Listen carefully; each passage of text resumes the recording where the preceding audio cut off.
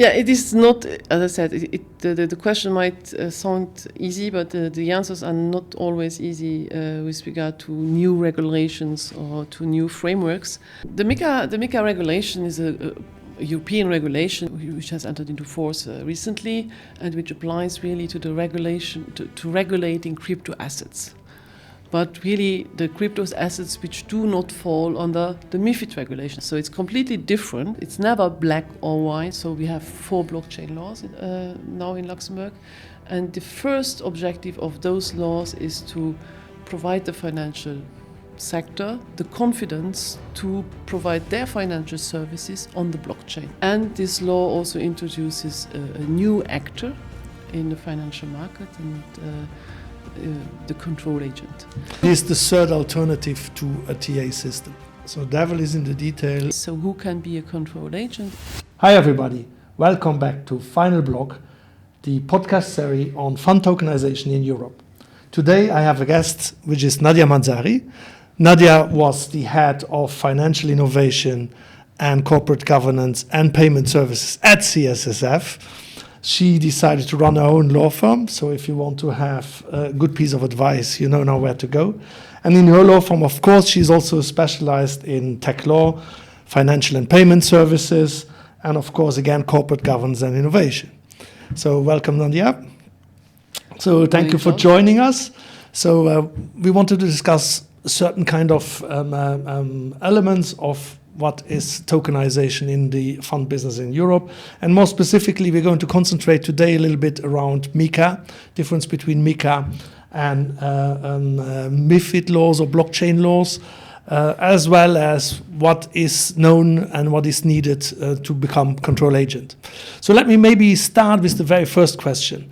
Can you give us a broad overview? What is the difference between the MICA laws and the MICA regulations and the blockchain 1, 2, 3, 4 laws?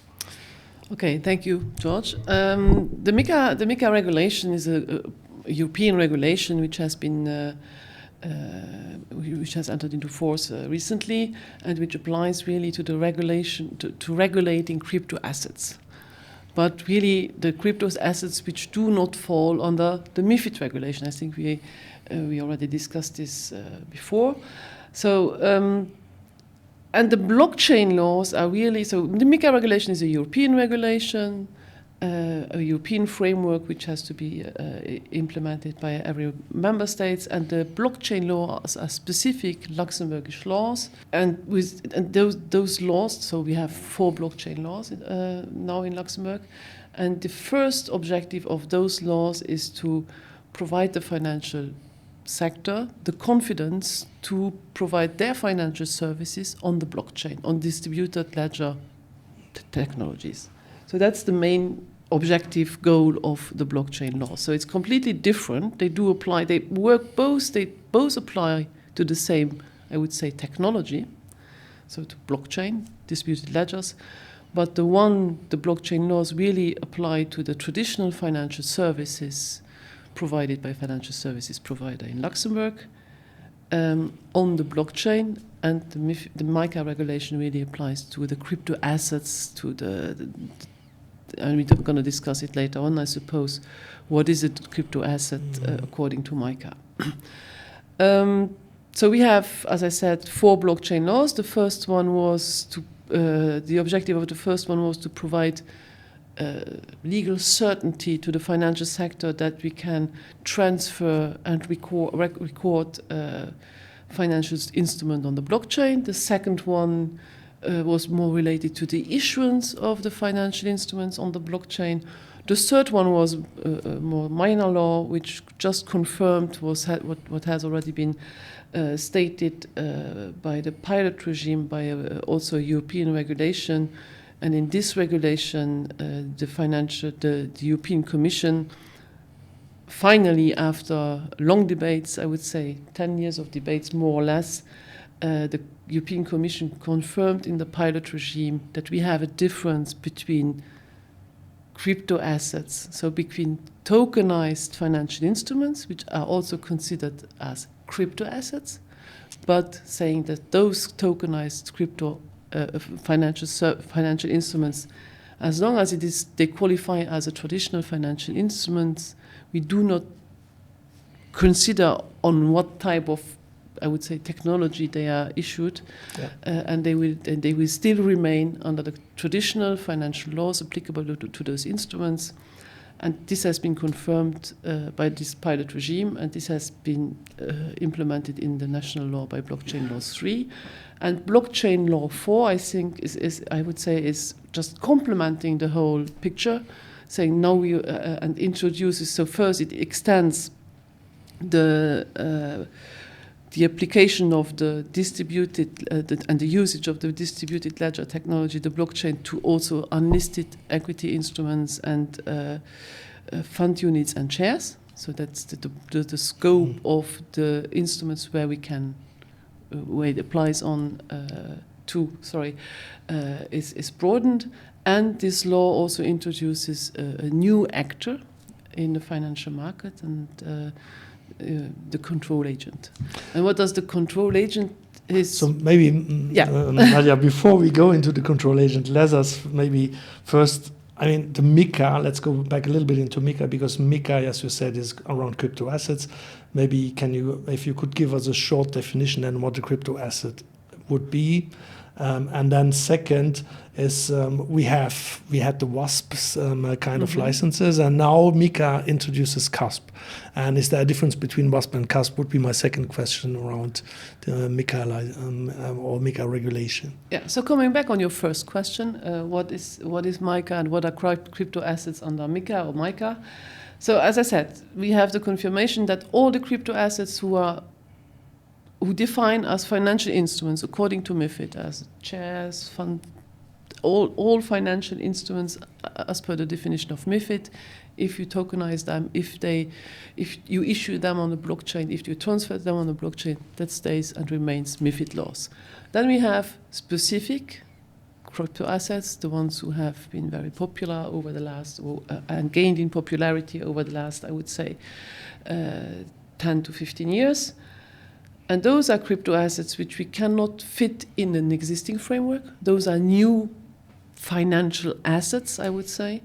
And it's not now, if I say no Bitcoin, then I'm wrong, but it's to say, for example, we have there the crypto assets, the asset reference token, which is a crypto assets who is reflecting the value of a basket of different assets, different crypto assets, and different currencies, cryptocurrencies, or stable coins. That's a basket, and then these asset reference tokens reflect the value of that basket. Then you have the e-money tokens, which we also, in a common name, is more known under the stable coin. So if you have a crypto e-money token, that means that you are issuing a crypto asset, a crypto e-money token where the value is 1-to-1 backed by the euro or another currency. And then in that MICA regulation, we have all the other providers, the exchange platforms who are trading crypto assets, who are trading bitcoins and other cryptocurrencies or other crypto assets. The transfer of crypto assets falls under the CASP regulation. So it's more it's the similar, I would say, if you're providing advice on crypto assets which fall under MICA, you need a CASP license because you are advising on crypto assets. So this is what is in the framework of the MICA. And now coming to your question, WASP and CASP. So I already mentioned it. MICA is also regulating the activities of CASPs, so meaning all the investment services, investment advice, broker services related to crypto assets which do not fall under the traditional under the MiFID regulation. And the WASP was, I would say, a few years ago, the first step or the first framework for regulating virtual asset services providers. So I would say a WASP and a CASP is more or less the same. They are both service services providers in crypto assets, and at that time we named that virtual assets. And the VASP regulation, which was not, it was a registration with the regulator. And why has it been introduced back at that time? Because for many years, all over Europe, in most European countries, not in Luxembourg, very important to mention, Luxembourg was the first country regulating financial services based on crypto your time assets. at CSSF. That was my time at CSSF. So we were in Europe the first country to regulate or to the first platform, Bitcoin crypto exchanges.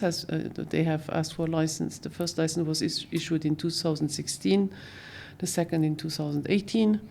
So, and why did we decide that back at the regulator at that time? Because we at that time already realized that those actors were providing financial services, but based on different assets, and it was, even though it was difficult back at that time to qualify the asset, and that's what I said. That's why I said, finally, we got this confirmation. MiFID assets remain within MiFID, and non-MiFID crypto assets need a specific regulation.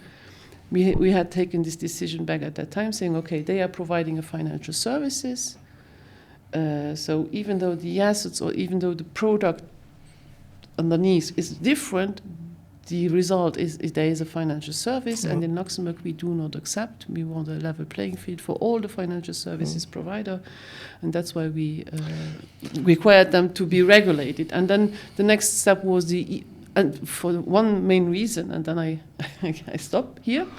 One main reason was at that time the risk of money laundering, the risk of using this crypto assets, this type of payment, this type of instruments to finance illegal activities. This risk was identified as being too high back at that time already, and then the European regulators followed 2-3 years later by specifically requiring those actors to at least have this money laundering regulation. But if my understanding is now correct, then in the future all WASPs will become CUSPs, because there is no need anymore. So that was a long explanation. So the what has started as a Luxembourg experience now gets a European regulation. Very often happens, according to my last 20 years in the financial sector.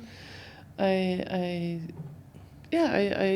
have a few anecdotes like this where we were the first mover in a lot of aspects, and then afterwards EU regulation followed. Absolutely, as part of regulators, you can also be proud of innovation that you have realized, and as you were head of innovation. Congrats for that. So we have now said, okay, euro stable coins qualify under MiCA.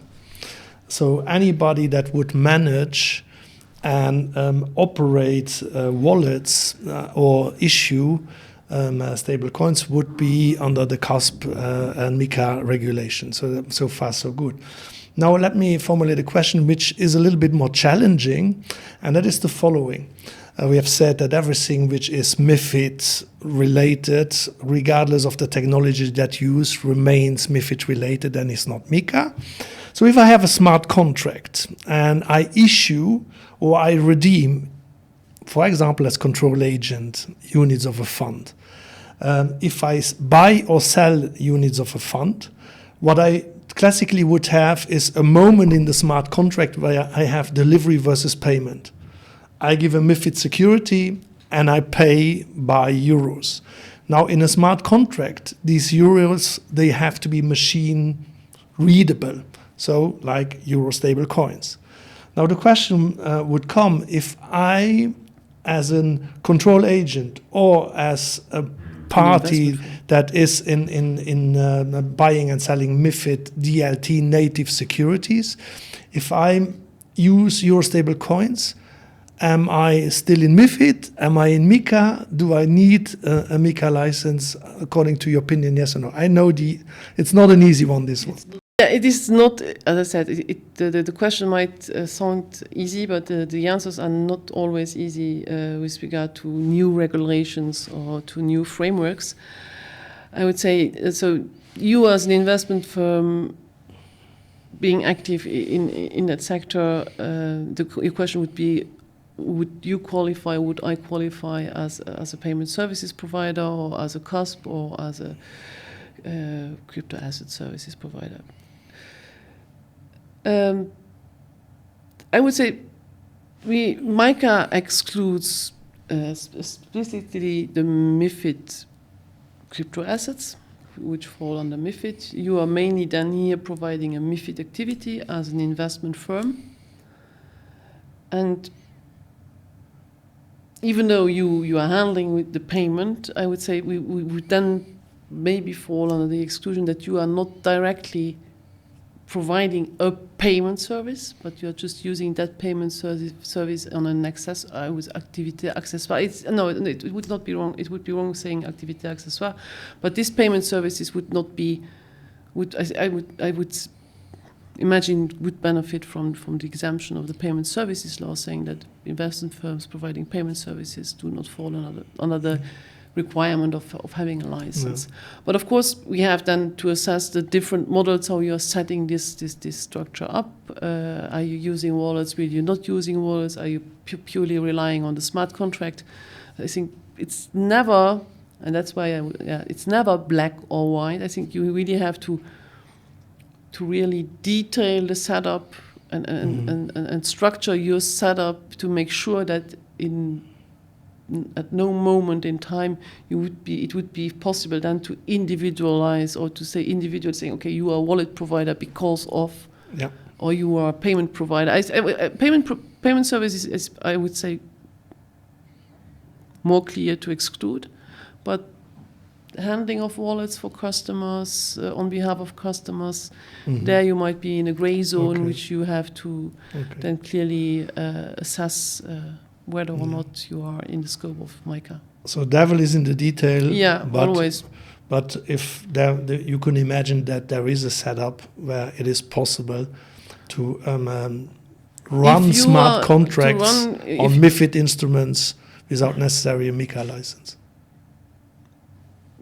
If you take the exemption according to the payment services law, I would say, that's the way you have to take it and saying, okay, I'm excluded I do not fall within the payment services law because I'm an investment firm providing payment services to my customers in the context of my business. And when you take this, I always say it's like maths. So if it's excluded there, I do not see why it should then apply to you under another regulation. Because, exactly. So because, as you also have said, the CSSF, but also the European Commission in meantime, argued the technology neutrality. Yeah. So in that sense, it would fall a little bit under this neutrality. If it happens that without DLT it qualifies the right way, then with DLT it should qualify the same if everything is the same. The exclusion should apply, and you should not be considered as being a payment services provider within your activity. Of course, if you want to run a stable coin apart, or you run a wallet apart, or in addition offer wallet, or in addition if you wish to offer investment services on crypto assets which fall under MICA, then of course there is no doubt. Of course. And you have to exclude also this qualification that you are not exchanging crypto asset against crypto assets, but you're purely accepting payment. Yeah. So let's then, because that moves us a little bit into the new kid on the block, if I dare to say, which is blockchain 4. Can you give us a quick overview on blockchain 4 as you see it? Yeah, so as I said, blockchain 4 is already broadening the scope to the asset to which we can now apply or use the DLT, for which we can use the DLT, but blockchain law 4 is also introducing the control agent. What is the control agent allowed to do? He is allowed to maintain the securities issuance account on the blockchain, which enables DLT native issuance and direct wallet-based issuance of tokens. And then it's okay. We say, okay, that's nothing very extraordinary. But what is fundamental, or the difference here towards the traditional model we have in place with the central account keepers, is that contrary to the central account keeper, you, as a control agent, just is handling the issuance account, but it does not need to have the custody account in place either. So that's the difference. So in the traditional world, finance system, a central account keeper runs the issuance account and runs the custody account. And if I want, as a financial service provider, provide those services to my customers, I need to have a custody account or I need a sub-custodian to have access to all these services. So it is facilitating a lot, I would say, and the services are also more fluent. Yeah. But with the blockchain, there is also no specific need anymore to have those dual model in place. Yeah. So then you also, because there is this misunderstanding a little bit that blockchain 4 is for digital TAs. You confirm to me also that it is something different. It is the third alternative to a TA system. Yeah, when I look to when you have to take the scope of the law, it applies. So who can be a control agent? It is either a settlement organization, a bank, or an investment firm. So if you do not fall within that scope, you cannot apply for this. It is not a specific license, but for this authorization to act as a controlling agent for the issuance of tokens. So that brings who is eligible. You already stated it, and also stated it is more an activity than a standalone authorization by itself. Yeah. So another then, and you specified right now either CSD or central settlement organization. You mentioned the banks, you mentioned the investment firms. Now, if we look at some existing TAs, they are set up as PSF. According to you, would they be eligible upfront directly to become control agent? The law clearly says investment firms, and I think you are talking about teneur de compte, which is yes, for example, the people that are really just established as a PSF. It is not when I read the law as such. It is not in the scope of that law because it really limits to investment firms. So it's the first part of the PSFs. That's why I was now a bit reluctant to answer your question because we have different type of PSFs. We have the one with the passport, the one without the passport, the support PSFs.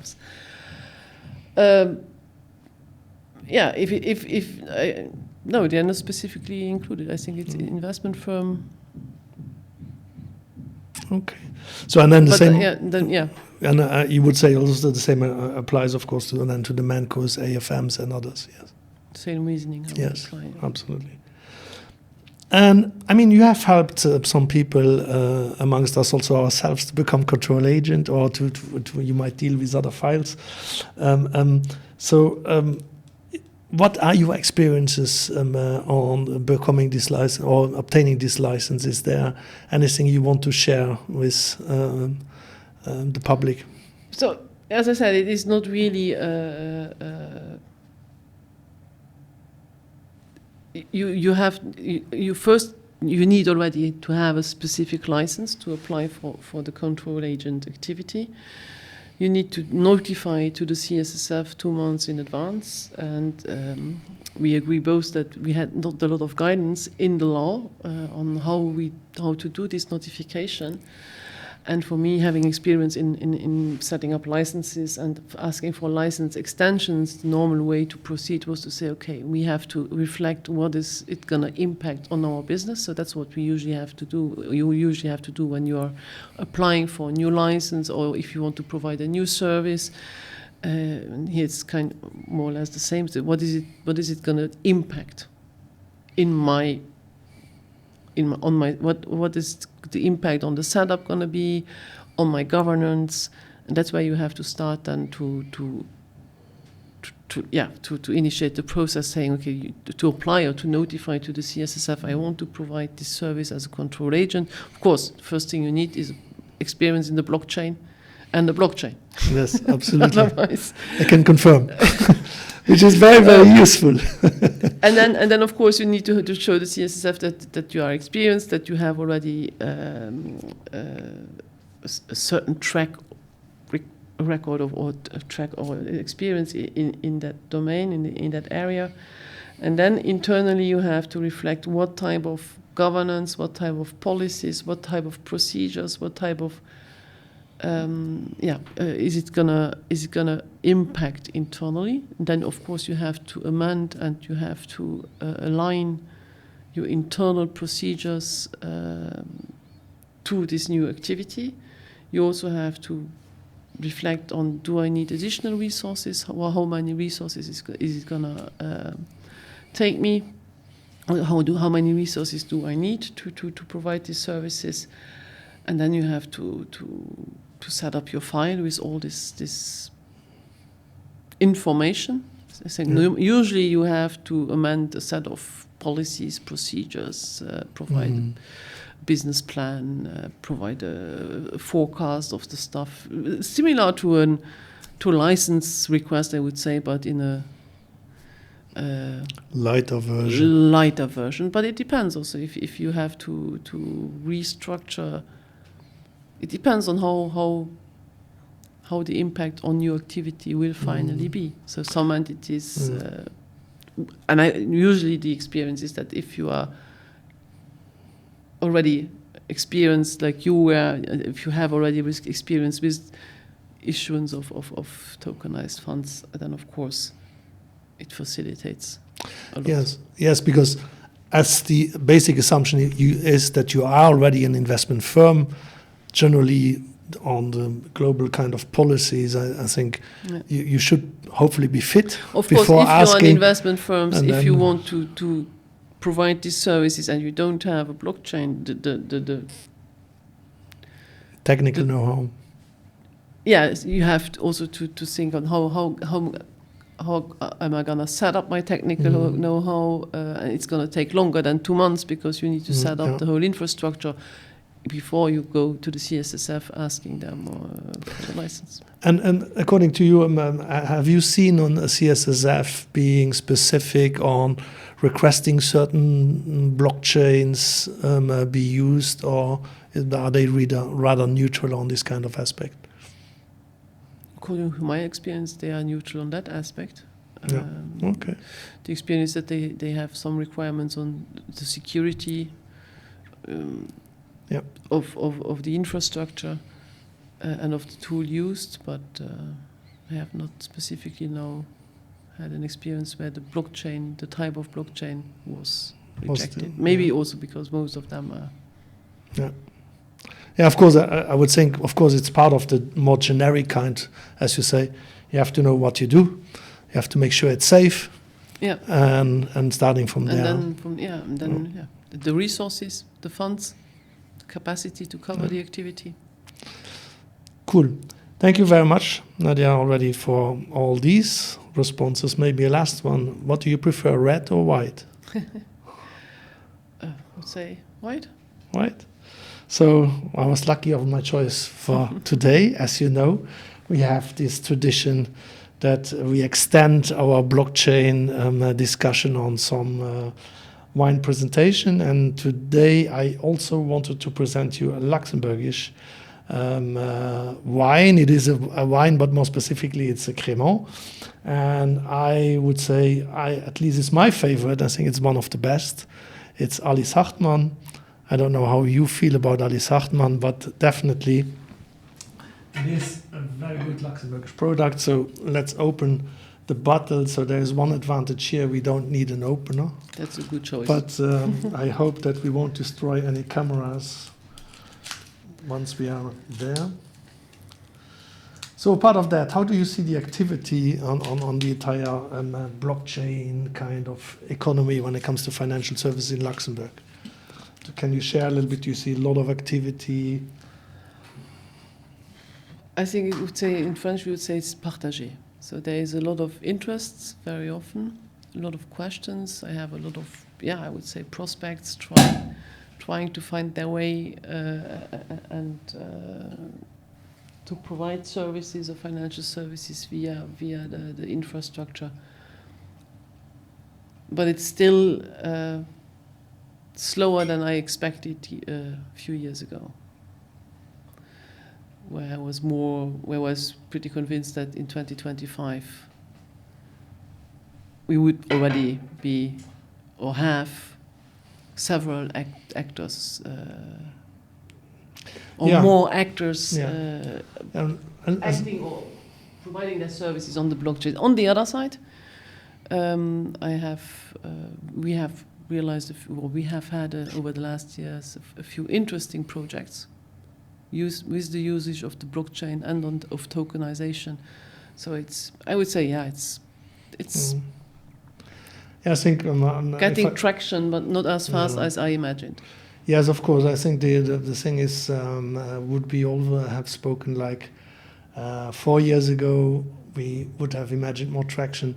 But I've recently read a study on what it takes for technology to proceed and to become mainstream. And of course, there are certain elements that I mentioned there. And I found it very interesting when I saw it on blockchain. So the very first thing was you need laws. You need laws to come. So it took some time, and our last law was the one that was important. So laws. Then second is you need regulators and regulation that cover this whole thing. So you can have laws, but if the regulators do not really want to apply them, it's getting tricky. So we have now regulators that are ready and that really want to go ahead. And then you need 1 or 2 use cases that really go on large scale. And when I look at the BlackRocks, the JP Morgans, and all these kind of guys, they have now pushed for the large scale. And I believe that makes a certain, and that generally, if these all things are coming together, then you would have the kickoff that is needed. And I honestly believe that while it all took longer than we expected, I think we are now nevertheless pretty much there, because now all these things are coming together and we are ready to go. So let's see what we have in our glass. Cheers. Cheers.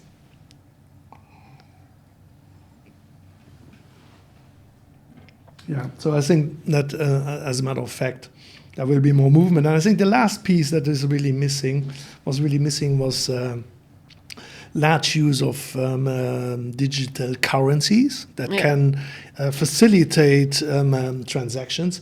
And I think that's one of the main blocking points. Yeah. That's also what I've seen in many projects also 3 or 4 years ago already, that the last, I would say, how to say it, the last element in the whole model to make it fluid and as fluid as everybody expects, or instant, I would say, is this